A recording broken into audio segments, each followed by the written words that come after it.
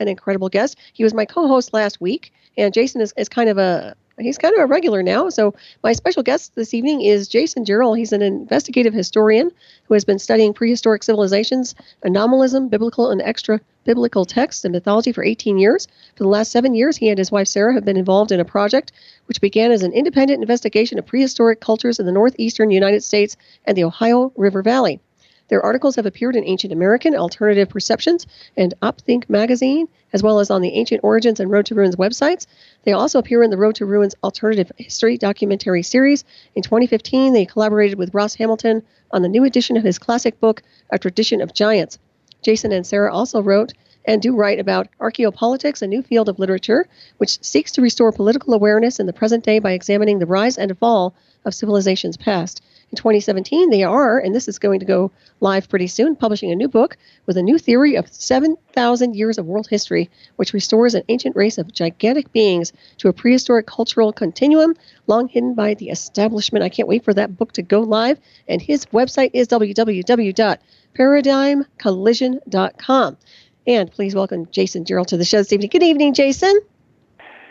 Thank you for having me. Pleasure, always. You were my co-host. I just enjoy having you on. It's great. And, of course, you have so much data to share. And last week we had Tessa Dick, and you did a fabulous job as a co-host, by the way. So thank you for that.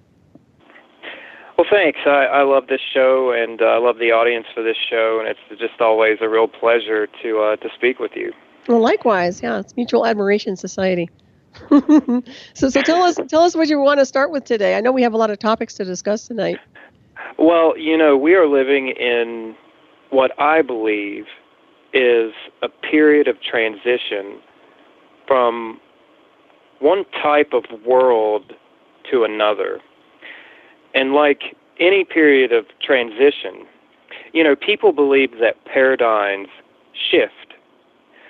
But the reality is that paradigms do not shift. Paradigms collide. Mm-hmm. And that is why any period of transition or transformation or change is very troubling. It's usually a very chaotic time. And so what I would like to talk about are several aspects of our society from an archaeological perspective. Mm-hmm. Because it's possible when we use the same techniques that we use in anthropology and archaeology to identify the areas which can chart the course of our society today. And this is something that most archaeologists today never do. And it's really just because archaeology really depends upon funding, and no one's going to fund an archaeologist to explain what people in the future might think if they dug up our society. Mm-hmm.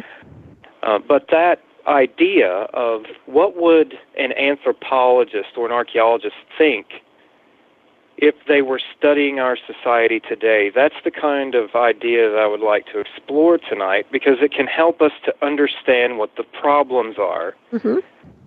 And by understanding the problems, then we know the actions that we can take to correct our course. Mm-hmm. Absolutely. So, from this perspective, the best way to detect the fundamental issues eroding or destroying Western civilization today, I believe, really comes down to analyzing two fundamental factors which usually lead to a hierarchical society and eventually collapse. And these factors are the social roles integral to human economy as one, mm-hmm. and the second would be our processes of alliance building with one another. These two areas are the areas which today are being the most effective and also the most influential in eroding our culture and our civilization in the West. Mm-hmm. And so I could start with a study of social roles integral to human economy. And what I mean by that is, first of all, in archaeology, we have this concept that we call the shaman. Now, traditionally, the shaman, as an idea, is based on Siberian magical practitioners. Mm-hmm. But a review of this concept quickly reveals that it can be applied to people who naturally fill certain roles in all societies. And these are some of the basic roles which are usually filled by shamanistic people: healers, political leaders, war leaders, philosophers, keepers of history, governors of ecological relations between man and environment, spiritual leaders, and explorers of the spiritual universe. Now, what we see in ancient cultures, in some of the earliest cultures in the archaeological record, is that these are roles that, on an almost universal basis, people begin to fill organically in their societies as a way of serving their communities. And all culture is built upon these roles. But what happens as a culture ceases to be hierarchical or mutually beneficial and begins to become a hierarchy, taking the form of a top-down governed society, is that these roles that I mentioned are gradually taken from the individuals and they are subsumed by the state or corporate bodies. Yep. In other words, to put it simply, these roles become institutionalized. And without exception, after this occurs, the systems eventually lead to hierarchy, warfare, and collapse. Mm-hmm. And so what I would like to do is go over how these roles are actually being subsumed in the world we live in today. Mm-hmm. So to begin with, the political leader. The shift from a heterarchical to a hierarchical society is very apparent in our society in the decline from a democracy to an oligarchy. No longer do public servants feel that they serve the local groups of people who elect them. They now act as if they are accountable to unelected, financially powerful private individuals. And we see this in the concept of follow the money, right? Mm-hmm. When we have someone running for office, before we even look at their voting record now, those of us who are aware look at who finances their campaigns and who their big donors are, because we know that inevitably their loyalty is going to be with the big donors. And what a lot of people may not be aware of is that this concept, this form of government, is actually something that we see in archaeology a lot. Mm-hmm. In ancient tribal societies, this is called the big man model. In the big man model, local leaders sought after specific prestige goods, which represent wealth and power. Now, the prestige goods which the local leaders desire, their control and distribution is usually under the authority of individuals referred to as big men. The big men usually give the prestige goods to social climbers and local leaders only under the pretenses that those individuals will remain indebted to the big men themselves. By this method, the big men exert control over numerous communities, and they're actually able to perpetuate their power over generations through indebtedness. Individuals like George Soros are modern big men, and the way that they're running our civilization into the ground is very similar to the way that these societies worked in the ancient world. And I can give you another example of that. During the Bronze Age in Europe, copper or bronze was considered the ultimate prestige good. And local individuals came to power by their access to this metal. But the people who controlled the distribution of the metal were the real power brokers. These were big men. So today, with the finance being the primary concern of political agents and actors, we actually have a society like that emerging in the West. Mm-hmm. Are you there? Yes. Okay. I thought you dropped out for a second there. No. If at any point you want to dialogue further on any of these subjects, let me know. Okay, yeah, that's fine. I'm listening here. Go ahead. So, another important role that's been subsumed and institutionalized, taken from the individual in our society, is that of the philosopher or history keeper. And these have both been subsumed by the mega universities and the licensing process. And in the institution, we're witnessing an absolute revision of our history. I mean, we're entering a period now where several generations of Americans who pass from high school and into the universities move immediately into the surface of the state or the big corporations. And most, if not all of them, have a concept of world history that has been changed or revised from what has actually occurred, right? Right.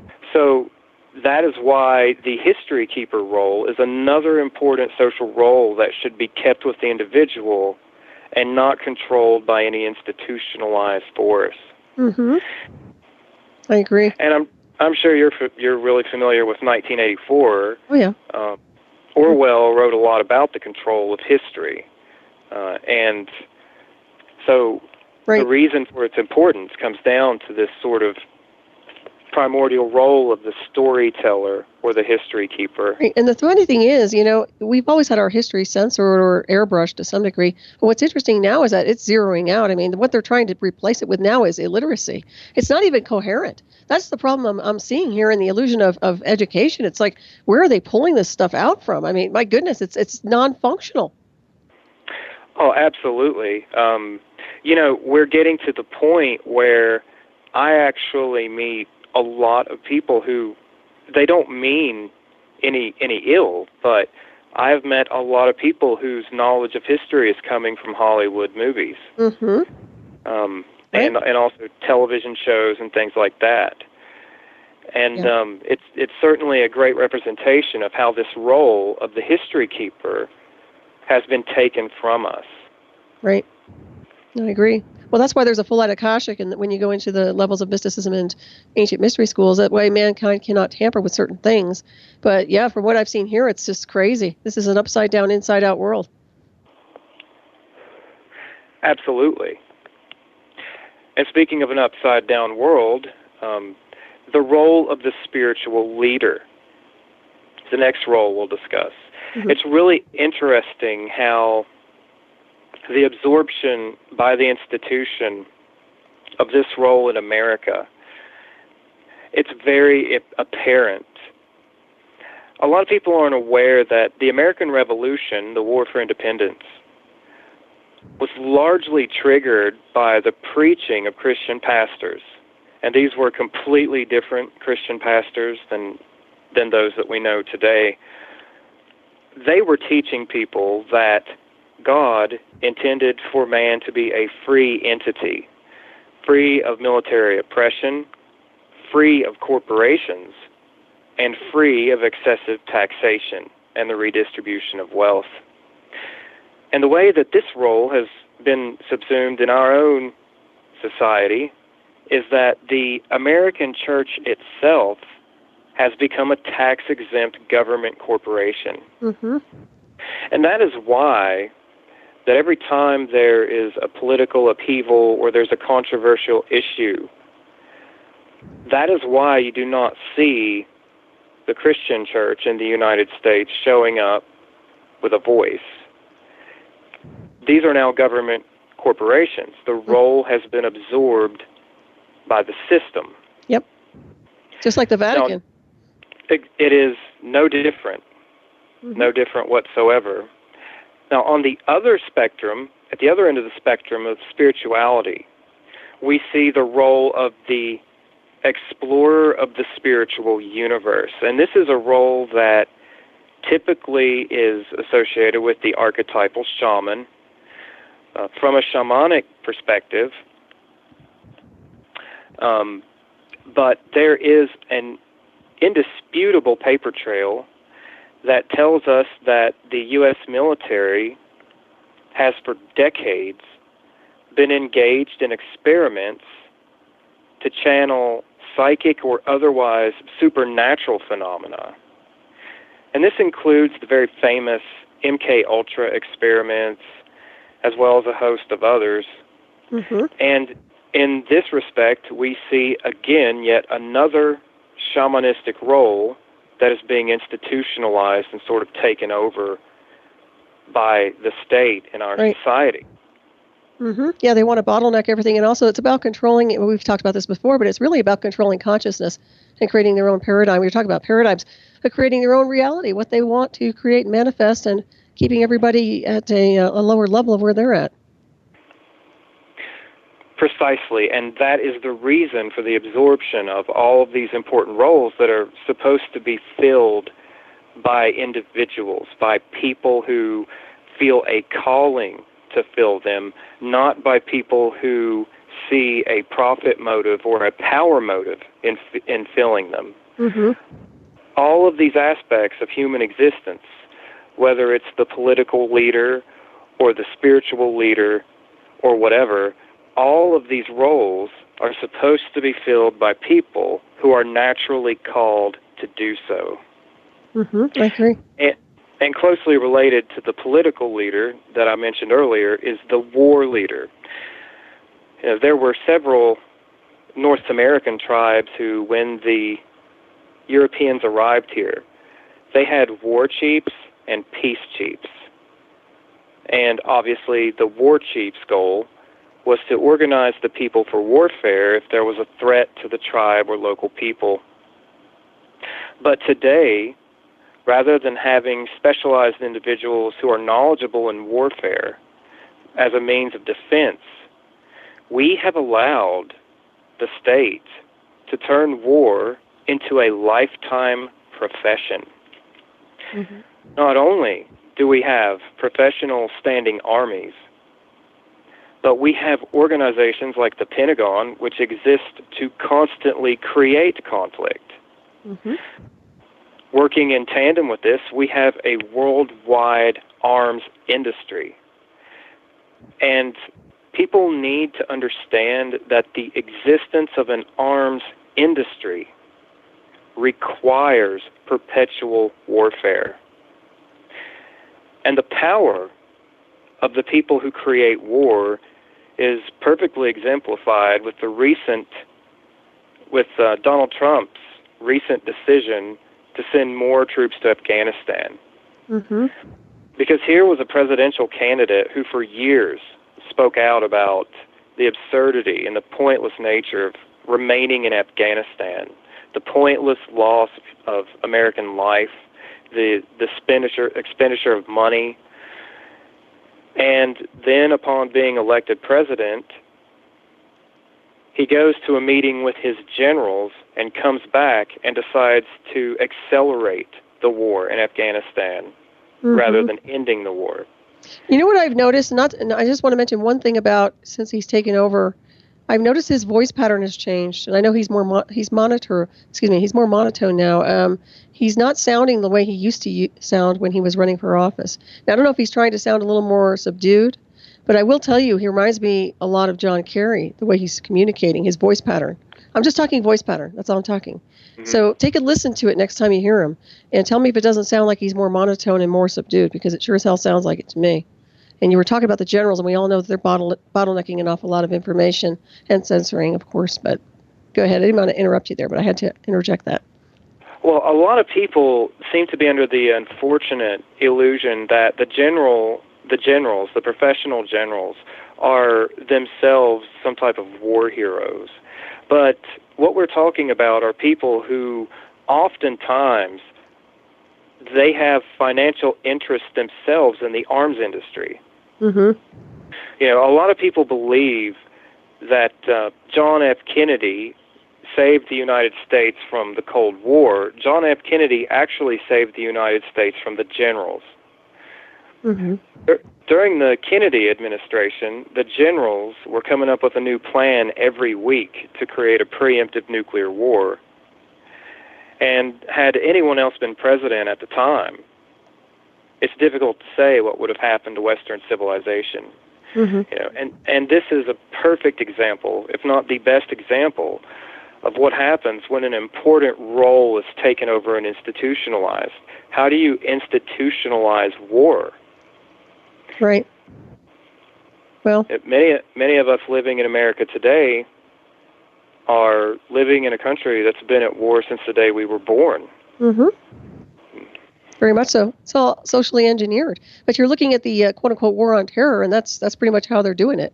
So once again, you know, they're finding excuses to create a war and the illusion of. And that's one of them. Absolutely. And closely related to the corporate complex is the takeover of the role of healer, and this is very important. We have had the healer, the true healer, completely stripped of his or her sacred right to take care of their communities. The role of the healer has been given to the institutionalized healthcare industry, a group of government-aligned corporations which exist to exploit disease, death, and human nature. When the natural healer has their role taken from them and incorporated into the state, the people suffer universally. And it's amazing that we're actually living in a time now where the medical industry is so powerful that it's destroying the lives of millions of people a year without accountability. Mm-hmm. Very much so. Well said. I totally resonate with that. And so, finally, this brings us to the role of the balance between man and nature, the final role of the archetypal shaman to be absorbed. So, the role of reaching ecological balance, this has been denied to mankind and handed over to a monstrous bureaucracy, the EPA. The EPA uses all the force of the government not to protect the environment, but to help corporate entities monopolize the exploitation of resources. Naturalists are naturally inclined to help communities live in harmony with local ecosystems, and this is something that we see throughout all of human history. However, the institutionalized bureaucracy exists to deny humans the use of nature and to hand nature over to the financial superclass. And so this has been a particularly devastating role for the corporate state to absorb in America, because it's led not only to greater environmental pollution, but it's also leading to mass unemployment. Mm-hmm. So this is really the first subject, the social roles essential to human economy, by which we can really trace the elements eroding our civilization today. Mm-hmm. Oh, absolutely. That's well said right there. That's quite the presentation you just gave us right there. But you know what creates the imbalance also is just the misuse of I have to go into the misuse of technology, because it's really about the frequencies affecting people's behavioral patterns and the conditioning and entrainment. It's all correlating to the same disease, which is really about being out of balance and out of sync with what I call the cosmic design. And I think that's what you're getting at to some degree is really what it boils down to when you're talking about the healers and the certain positions. You know, we were kind of kidding before we went live about, and I was actually, but not really, because I'm really a firm believer that we really need to go off planet, that the people that are the free thinkers, the ones that are enlightened and are not going backwards or in reverse, need to go someplace where we can be supported in consciousness. And right now on this illusion of a planet, it's not happening. No, and the roles that I've just reviewed and charted the methods by which they're being taken over, by which they've been stolen from the population, there's not a single instance in the history of the world where these roles were taken over by the state body or the institution, whatever you want to call it. There's not a single instance where these roles were taken over that eventually the society did not collapse into tyranny, warfare, and then eventually disappear. Mm-hmm. There is no exception to this rule. And I am advocating that people who are awakened pay attention to these roles, find out if there is a part of yourself which is naturally inclined to any one of them, and educate yourself and begin to fill that role on your own. Mm-hmm. You may be a historian. You may be meant to run for political office in an independent fashion. You may be meant to be a natural healer. Whichever it is, look within yourself and find it, because even though you may consider yourself to be a person with a limited interaction sphere, it is the fulfillment of these roles by the people and not the institution which is critical to changing the course of our society. Mm-hmm. Absolutely. I totally agree. And of course, they're not encouraged to do those things. Most people are completely brainwashed into what we call the false matrix, whether it's through their work environment or their educational systems. Saddest part of all.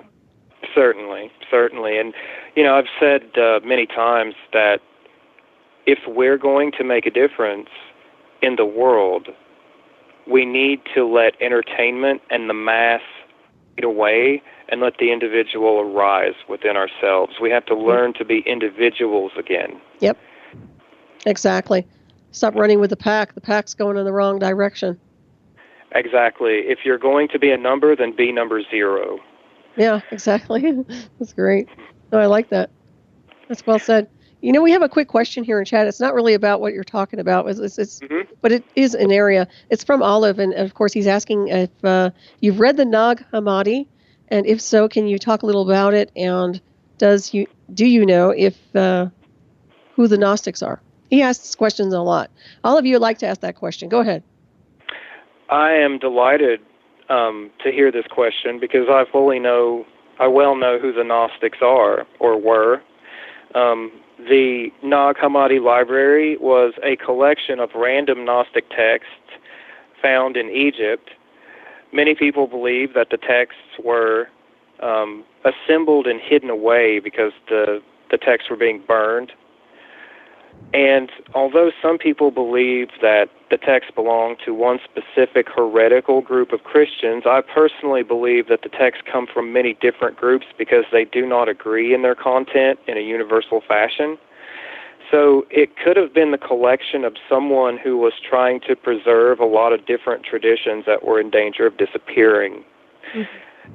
The Nag Hammadi Library was actually studied by some psychologists, and some people believe that the concept of the individual self as a true and existing aspect of human consciousness was inherent in some of those texts.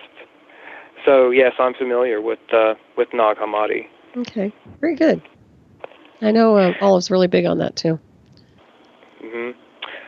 Well, there were a number of different, at the dawn of Christianity, there were a number of different types of pagan religions and different forms of mysticism that, as Christianity spread, began to absorb some aspects of it, but not others. Mm-hmm. And all of these traditions have been lumped under the title Gnosticism. but it's difficult to say how many different traditions there really are that have been lumped under that title. Mm-hmm. I know that the discovery of the library is a really funny story. Apparently, the Bedouin were using the scrolls from the library as firewood, and someone realized that they were ancient scrolls. So, jeez, yeah. What else is new? Mankind. Tell you what, never a dull moment with the race of mankind. When you think about the history of man, and a lot of these ancient texts, in my opinion, obviously they've been rewritten to some degree, but you always wonder, the state of consciousness was very, very different back then, and what it is today is completely opposite. So how people perceive data or how they're reading, even something as simple as a text of ancient, writings, it's going to be perceived differently based on their evolution in consciousness, if you ask me. So they may not be able to decode it on this timeline like they used to be able to. Well, that's an interesting point. Since mysticism and the Gnostics have been brought up, I'd like to use this as an opportunity to make a comment about human perception and the ancient world. Mm-hmm. Our perception today is based on Coke and Pepsi, Democrat and Republican. We have a dualistic perspective, and it's like with the constant bombardment of input. We are constantly receiving input. You can't walk down the street without receiving some type of input. Mm-hmm. It's very difficult for us to break out of that. And ancient peoples, the ones who came before us, many of them have left us evidence that they had a completely different fashion of perceiving reality. And in my opinion, one of the greatest aspects, one of the greatest pieces of evidence of this is in the ancient Vincan-Danubian script. And if people aren't familiar with that, I'll just say that it's a form of script, probably writing, that has been discovered, which was left behind by the true first civilization on this planet. And this civilization existed in Europe. It is known as the Vincan, Danubian, or Trifilian civilization. And even though it was the first civilization, the archaeologists today are very reluctant to say so because no one wants to say there was something before the Sumerians. Mm-hmm. But the script of the Vincans, the Danubians, no one can agree on whether or not it's a form of writing. And the reason that they cannot agree is that there are letters in the script, but there are also symbolic objects written into the script alongside what could be letters. So what this means really to me is that the people who invented that script did not distinguish between a symbol and a letter in their grammar and syntax and writing. Mm-hmm. And of course today we have the tendency to distinguish between using an image of a physical object and using words. That's another product of our dualistic thinking. So the ancients have even left us forms of writing that we cannot read or understand due to the differences in how we perceive reality.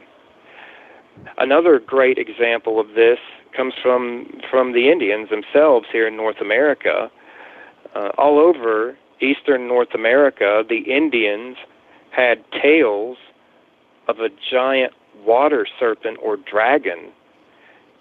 Usually this being was depicted as having one or two horns on its head, and many of the Native American tribes believed that killing one and taking the horns would give them great power in love and warfare and different aspects of the human experience.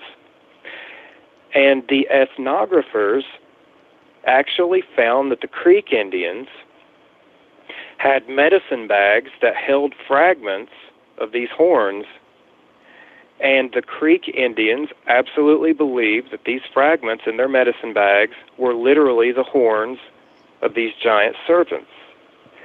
Because for the North Americans and the ancient peoples in North America, there was no dividing line between the mythic, the supernatural, and the natural world. Whereas today we simply cannot fathom that all of these things could be connected in one continuum. Mm-hmm. Right. That's well said. You should really put this. Is this going to be in part of your book or no? Everything that I'm talking about tonight is going to be a lot of this information. Some of these details will be in the first book, but a lot of it will also be in the next two that I'm planning. So I'm working on a format here where basically all of the information that I've assembled is coming in the form of a trilogy. Very nice. Mm-hmm. That'll be excellent. Mm-hmm. And, I'm working now on the second book on ancient American cultures and giants, and then beyond that, Sarah and I are doing a book on the foundational pillars of Western civilization, and we're going to ask the fundamental question, who tells you what to believe and why? Right. So that's very good, because people are conditioned to believe a certain way based on their entrainment programming at such a young age. Nobody's a free thinker anymore. I shouldn't say nobody, but very few people, in my opinion. Everybody seems to be going with the flow, and the flow is usually about, the false collective. So, well, I have met a lot of people over the last couple years doing lectures and, doing radio shows like this one. I make contact with a lot of people, and I know people from all walks of life, from police officers to firemen to I've just recently made friends with someone who's an advisor for corporations, major corporations. And one thing that I've noticed is that within the last 10 years, I think, thinking outside the box, being a free thinker, is increasingly popular as a hobby. Right now, we're living in a time when people consider this more of something that they do in their spare time. Mm-hmm. It may be something that they do, shows like this one are probably listened to while people have lunch. And I think that what's going to happen is that over time, if people like you and myself, if we continue to do our job properly, I think that as time goes on, that, living outside what people call the matrix is going to become a more important priority to people. Because at the same time that we're doing what we do, the system is failing, and it is failing miserably. Oh, it is. No kidding. It is collapsing all over itself. The lies of the media, of the educational system, these things are blatantly apparent. They are dinner table discussions. And that to me is progress. Because when I was a teenager and I woke up to a greater geopolitical reality, my entire family thought I was an alien, right? Like, what are you talking about? You know what I mean? And, but today, the types of things that I learned at the beginning, these things are now table-side discussions everywhere. Mm-hmm. So there's a lot of progress being made, and I've come to believe that we're living at a time when people are beginning to awaken from a dark age. The awakening from a dark age is a gradual process, too. If we look at all history, every time that a society or a civilization began to enter into a renaissance or sort of a transformation to a better state, this is something that happens in measurements of decades and centuries, not days. Right. Well, it's interesting you say we're heading or we're coming out of the dark ages. To me, it seems like we're going back into the dark ages. Well, that's because the darkness is at this point, the forces on this planet that have held control of the thoughts of mankind for just over a century, they know that the people are more informed than they have been in 100 years. Mm-hmm. Very true. And the reason that it seems like things are getting worse is because the malcontents among the human race are becoming more violent and active. They're behaving the same way that a cornered animal behaves. And so we have terrible things happening, and we have a lot of problems that seem to be getting worse, but really the problems are just getting louder. Yep. I agree with that. that really brings me to the next subject. The second really important aspect of our society that we can see from an anthropological perspective that's affecting our direction is our alliances with one another. One of the most important aspects of researching any culture is identifying the methods by which communities and groups form alliances. Most of the greatest and most vibrant societies throughout all time formed alliances by a process of, resource exchange and sharing of resources in a mutually beneficial manner that eventually leads to marriage alliances, and from there an environment of cooperation and mutually rewarding goals emerges. This process is very important to the growth of a healthy society or a culture. Now, the opposite of this process can be seen in the 20th century Bolshevik and Nazi revolutions. Because in those instances, people were compartmentalized, they were isolated, and then specific groups were used to foment the types of social changes that the elite found desirable. The interesting thing about that is, in both cases, the elite in question were American industrialists and Wall Street and British bankers. But no society wherein the people do not have peaceful cooperative alliances can survive. Rather than cooperation and mutual respect, today we are being splintered into sort of a mass of Soros and Rockefeller-funded barbaric tribes. You can see this happening with all these political organizations and different groups emerging. Some of the protests that we've seen in the last 10 months. Oh my gosh, Yeah. It's basically, it strikes me as another civil war beyond a civil war. So, hold on for the ride is my advice. Some serious times right now. Yeah. So how long do we have before the break? Just about 10 minutes. And I just want to say I do have to take my dog out during the break. So when we get back from the break, if I'm not here and it's just going to be a minute or two, just go ahead and continue on and then I'll be joining you. I just have to, it's kind of a dog emergency, but so I'll let you know. I was waiting for the break.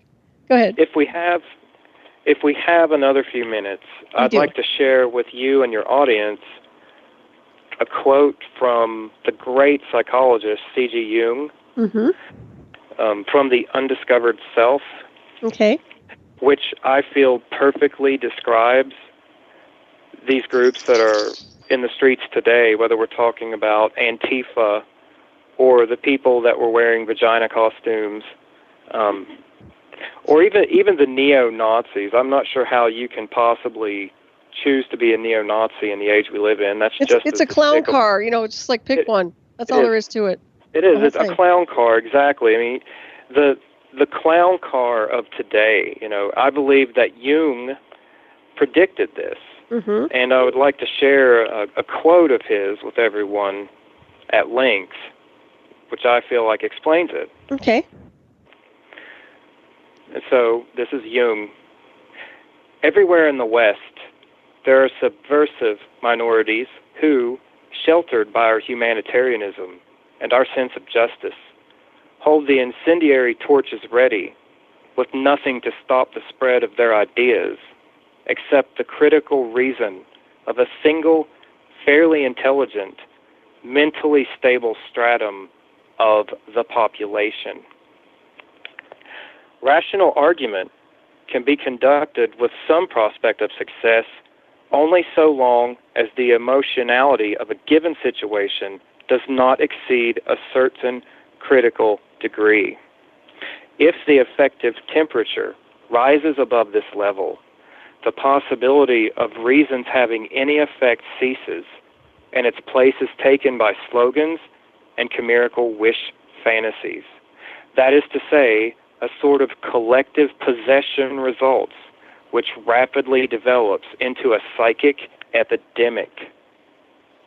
In this state, all those elements whose existence is merely tolerated as asocial under the rule of reason, come to the top. Such individuals are by no means rare curiosities to be met with only in prisons and lunatic asylums. Very well said. Wow, is that spot on or what? Exactly. The idea is that slogans, political slogans, regardless of their meaning, if there is a violence behind them, they tend to harness and bring out the worst of our society. Jung goes on to state, their mental state is that of a collectively excited group ruled by affective judgment and wish fantasies. In a state of collective possession, they are the adapted ones, and consequently, they feel quite at home in it. Mm-hmm. Yep, exactly. Yeah, it's amazing. Timeless, isn't it? You see, that's the point. Some things are timeless. Mm-hmm. I know I grew up in a society where everything was apparently disposable. You know, that used to be the American way. Right. But some things are not disposable. Some truths are timeless. Right. And some ideas never die. Mm-hmm. Especially when they have wisdom behind them. And that's the whole idea behind it. Enlightenment will get you out of this well. You know, that's the whole idea, in my opinion. But you're seeing a lot of people that are completely out of touch and disconnected and affected by a lot of psychological programming. So that's very good information right there. I'll tell you what, we are going to head for a break here in a few minutes, everybody. You are listening to Ravenstar's Witching Hour. I'm your host, Solaris, BlueRaven. My incredible guest is Jason Jarrell.